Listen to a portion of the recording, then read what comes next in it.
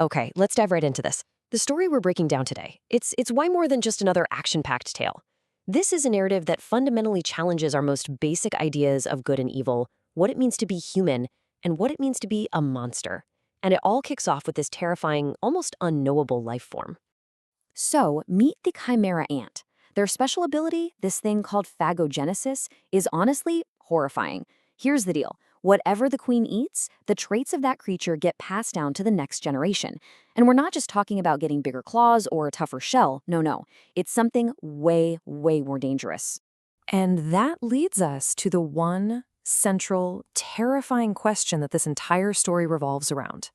What happens when this species, a species that can absorb the very essence of its prey, starts eating humans? What kind of being is going to be born from that? As you can imagine, when this unknowable life form starts multiplying and getting closer to populated areas, the world has to respond.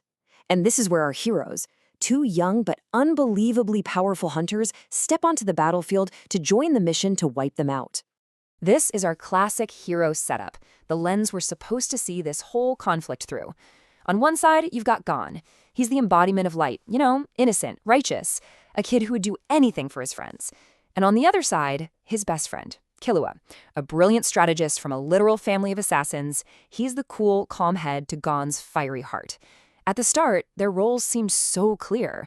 They're the good guys, period. But here's the twist. The enemy they've come to fight, it's not at all what anyone expected. Because the queen has been eating humans, the next generation of ants is evolving in ways that are, well, they're deeply unsettling.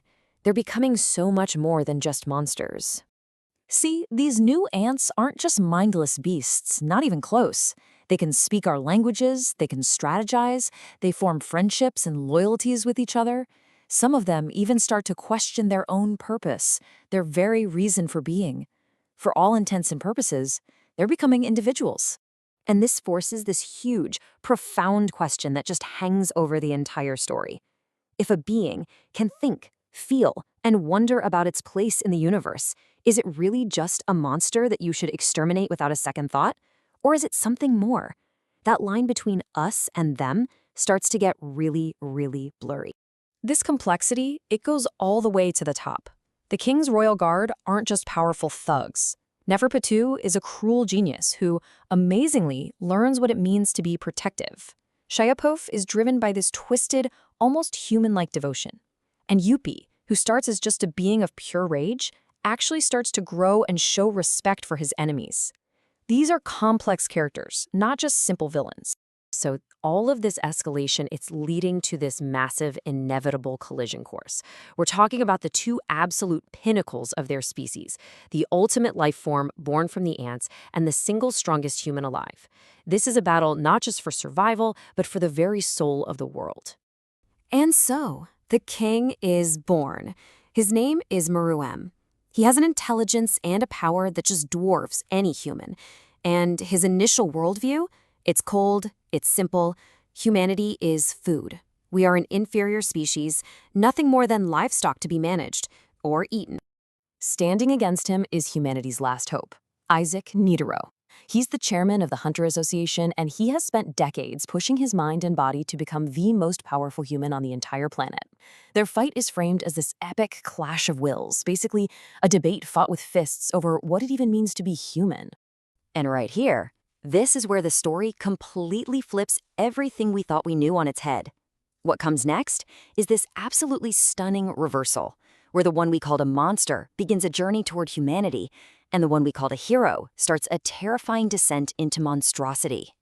Let's start with the monster, King Meruem, the pinnacle of evolution. This being who saw humans as food has a chance encounter that will change everything. He meets this weak, blind, and on the surface totally insignificant human girl named Komugi. The king's entire evolution happens because of this unlikely teacher. You see, Komugi is the world champion of a really complex board game, and she just keeps beating him again and again and again. For the first time ever, Meruem, who can conquer anything with pure force, meets a will he just can't break, and through her he learns respect, then curiosity, and then, eventually, a powerful desire to protect someone. He discovers a part of himself he never knew was there. Now let's flip over to our hero, Gon. At the same time the king is discovering his humanity, Gon suffers an unforgettable, deeply personal loss at the hands of the ants. And this one event just sends him spiraling down a path of darkness that is genuinely shocking and terrifying to watch. His journey is the complete mirror opposite of the king's. He is swallowed whole by this raw, pure, uncontrollable rage. This isn't about justice anymore. It is about revenge, plain and simple.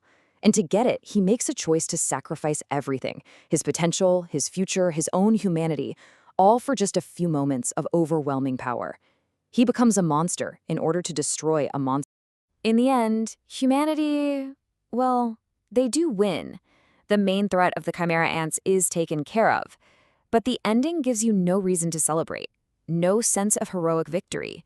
It's a win that feels completely and utterly hollow. The price of this victory was just staggering. Humans had to resort to morally questionable weapons. There was immense sacrifice on all sides. And really, in the end, nobody is truly saved. Meruem finds a fleeting moment of peace, but he dies. And our hero, Gon, is left physically and spiritually broken, a mere shadow of the bright kid he used to be. This quote really gets to the core of the story's depth. The king doesn't die in a blaze of glory or a villain's furious rage. His story ends quietly, peacefully. And his final thoughts aren't about conquest or power. They're about the blind girl who taught him his own name. He dies questioning what humanity truly is, having come to embody some of its very best qualities.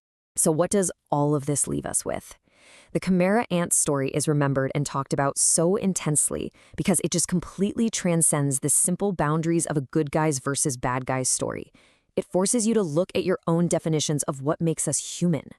The story takes all these simple ideas and just shatters them into a million pieces. Good versus evil?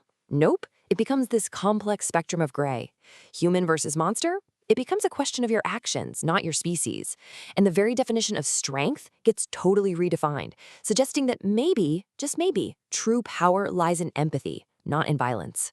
And all of this leaves us with one final haunting question that sticks with you long after it's over.